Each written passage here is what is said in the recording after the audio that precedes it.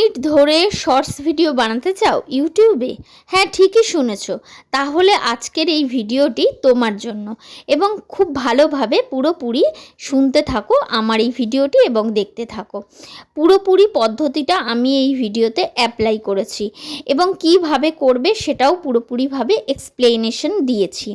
তো আমার এই ভিডিওটি কিন্তু শর্ট ফিডে যায় কিনা সেটাও কিন্তু একবার করে দেখার চেষ্টা করেছি।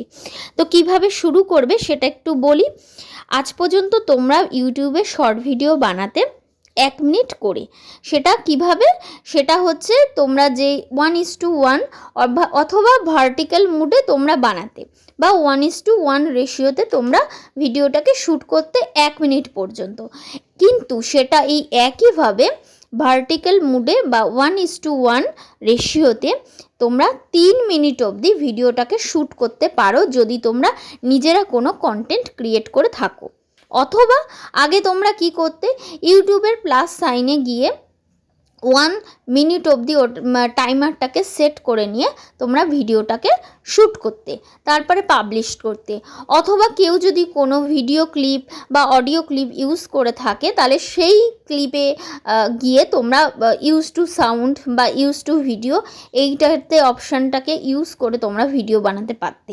বা তোমাদের নিজস্ব যদি কোনো কন্টেন্ট থাকে এবং সেটা খুব গুরুত্বপূর্ণ কন্টেন্ট থাকে, একটা কন্টেন্টের একটা বেস হওয়া উচিত, কারণ এখন প্রচুর পরিমাণে কিন্তু কম্পিটিশান বেড়ে গেছে। তো সেই কম্পিটিশানের সাথে তোমাকে থাকতে গেলে কন্টেন্টের কিন্তু একটা জোরদার বুস্ট ব্যাপারটা থাকার দরকার আছে। তো সেই ধরনের কন্টেন্ট যদি তোমরা নিজেরা ক্রিয়েট করতে চাও, তাহলে এখন করে 3 মিনিট করে ভিডিও বানাও, ঠিক আছে? 3 মিনিট করে শর্ট ভিডিও বানাও, এবং সেটা অবশ্যই ভার্টিক্যালভাবে ফোনটাকে রেখে, অর্থাৎ লম্বালম্বিভাবে ফোনটাকে রেখে, অথবা রেশিওটাকে 1:1 রেখে করতে পারো। এবং যখন ভিডিওটাকে এডিটিং করবে, সেটা যে অ্যাপস দিয়েই এডিটিং করো না কেন, অবশ্যই কিন্তু এডিটিং অপশানের গিয়ে 1:1 রেশিওটাকে কিন্তু সিলেক্ট করেই করবে। তবে আমি যেমন ইনশর্টে করেছি, তো ইনশর্টে ক্যানভাস বলে একটা অপশান আছে, সেইখানে গিয়ে কিন্তু আমি 1:1 রেশিওটাকে আগে কিন্তু সেভ করে নিয়েছি, তারপরে কিন্তু ভিডিওটি বানিয়েছি।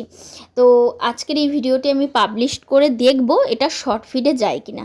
আর তোমাদের ইনফরমেশনটি পেয়ে কেমন লাগলো অবশ্যই কমেন্ট বক্সে জানাবে। তো এটা কিন্তু নতুন ইউটিউব লঞ্চ করেছে, আশা করি এটা খুব বেনিফিট